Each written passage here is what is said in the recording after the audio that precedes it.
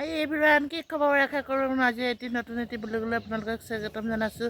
আজি যিহে গৰু বিহু দিনাখনে আমি চাদৰ মেখেলা পিন্ধি কৰি পিনি ফটো তুলিছোঁ। আপোনালোকক বোলো ভাবিলোঁ আপোনালোকক দেখুৱাই যাওঁ আজি আমি কি কৰিম কি হেৰি খাম আপোনালোকক সকলো দেখাই যাওঁ। আপোনালোকে চাব দেই।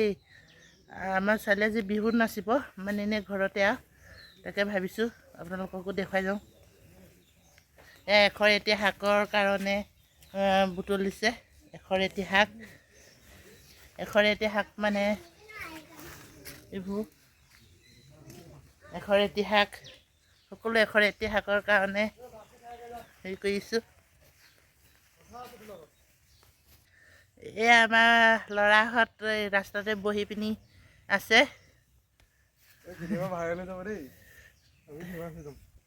এয়া হাতী যোৱাৰ কাষতে ৰখি আছে। এয়া সকলো ব্যস্ত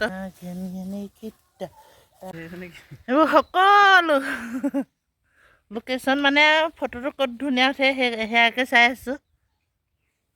বিহু বুলি গামোচা লৈছে দেই।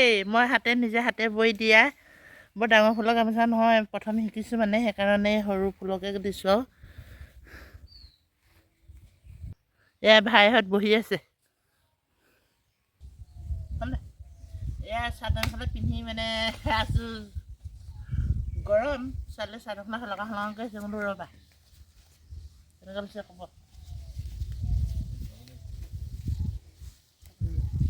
ভিতৰত ভাত পানী শাক চাক বনাই আছে। এয়া ভাতছো এয়া সকলো হেৰি কৰি এয়া তেল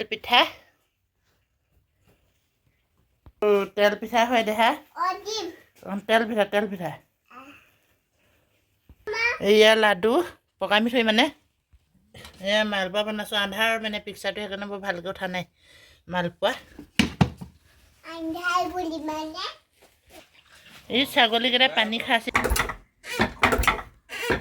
পৰহি পিঠাৰ জুই খুন্দা দিছোঁ। এয়া গু হয় তাকে ভিডিঅ'টো আজি দিছোঁ লগতে জইন কৰি পিনি এপাদি সেয়া ভাইটি হয় মামাৰ ল'ৰা হয়। মা চলি আছে। আমাৰ দেহা গা ধুই আছে। একদম গা ধুই কি যে নাচে। আমাকে গা ধুই দিছে। এয়া পিঠা বনাই আছিলোঁ যিহেতু মানে গুড় দিয়া নাই তিল আৰু চেনি বিহুৰ পিঠা হেঁচা পিঠা এনেকৈ কৰি বনাইছোঁ। আমি বনাইছোঁ চেনি আৰু তিল, গুড় দিয়া নাই। এনেকৈ কৰি পিনি এনেকৈ হেৰি কৰি বনাইছোঁ। ইমানতে ৰাখিছোঁ। Bye bye.